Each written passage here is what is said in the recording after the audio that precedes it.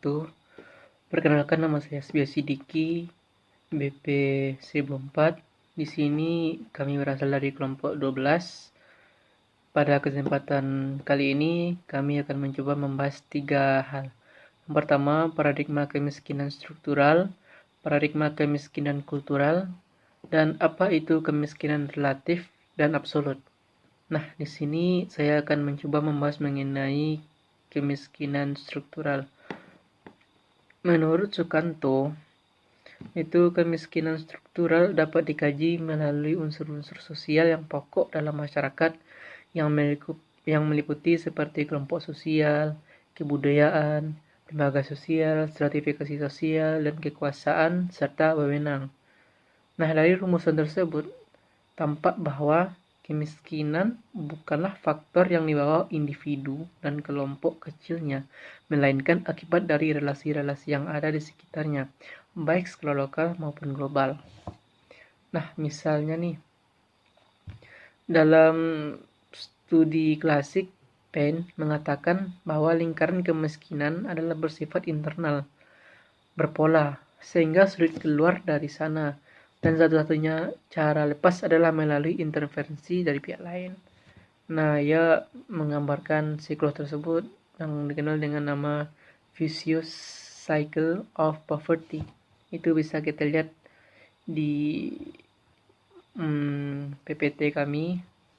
Jadi pada dasarnya kemiskinan struktural adalah kemiskinan yang disebabkan karena suatu sistem atau struktur dalam suatu masyarakat.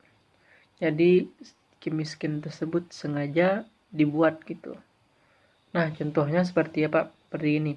Ketika suatu masyarakat pinggir hutan itu diambil tanahnya, itu mereka menjadi miskin. Nah, di sini struktur bekerja.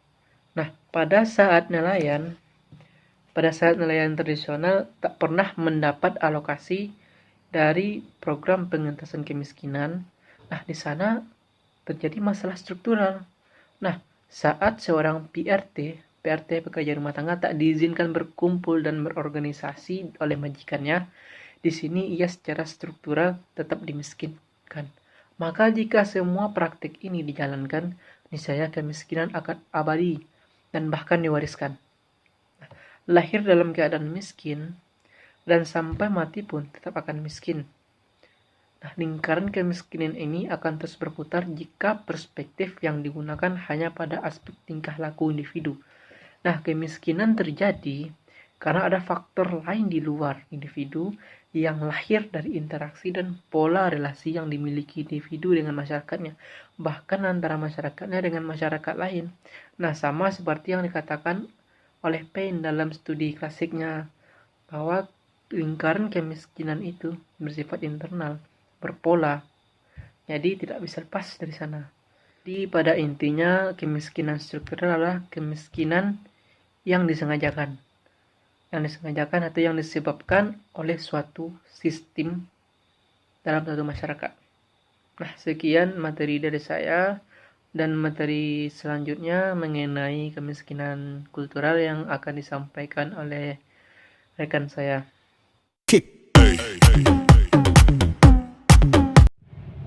Assalamualaikum warahmatullahi wabarakatuh. Nama saya Ade Milana. Di sini saya akan menjelaskan paradigma kultural kemiskinan.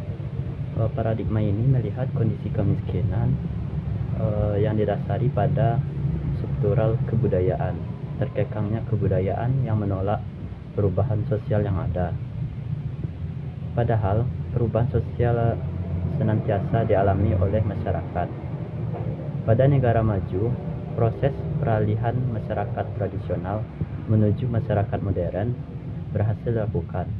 Namun, di negara berkembang, proses peralihan masyarakat tradisional menuju masyarakat modern, kemiskinan muncul sebagai akibat nilai budaya yang dianut oleh kaum miskin itu sendiri, yang kondisi lingkungannya serba miskin dan diturunkan dari generasi ke generasi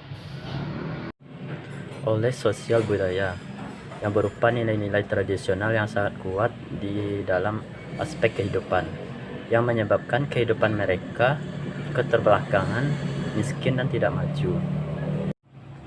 Kuatnya nilai-nilai tradisional budaya yang menyebabkan kondisi kehidupan masyarakat menjadi statis, belum mengalami diferensiasi struktural, sehingga perkembangan politik, sosial, dan ekonominya tidak mengalami kemajuan yang berarti.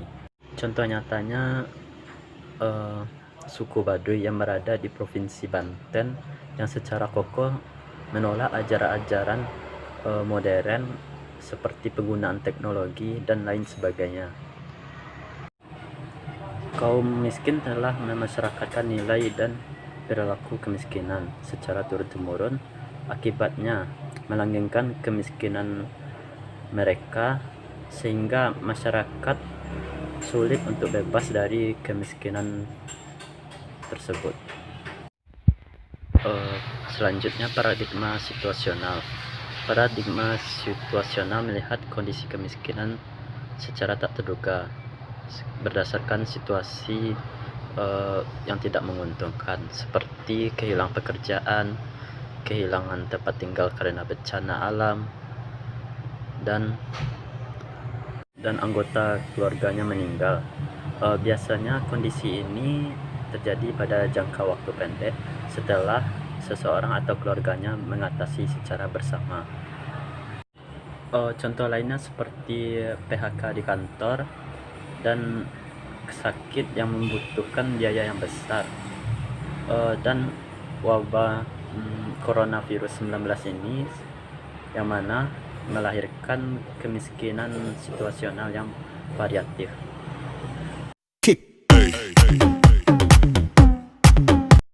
Assalamualaikum warahmatullahi wabarakatuh. Perkenalkan, nama saya Edo Nurdiansyah.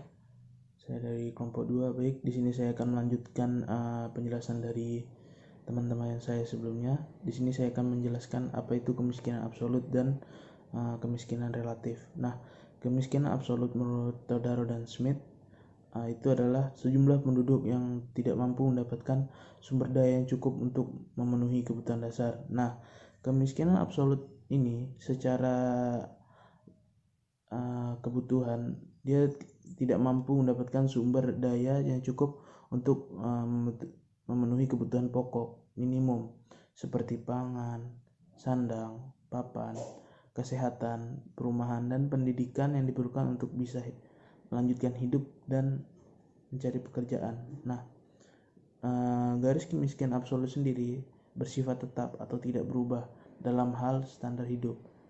Garis kemiskinan absolut mampu membandingkan kemiskinan secara umum, namun di setiap negara tentunya memiliki garis kemiskinan yang berbeda. Nah, baik, selanjutnya saya akan menjelaskan tentang apa itu kemiskinan relatif.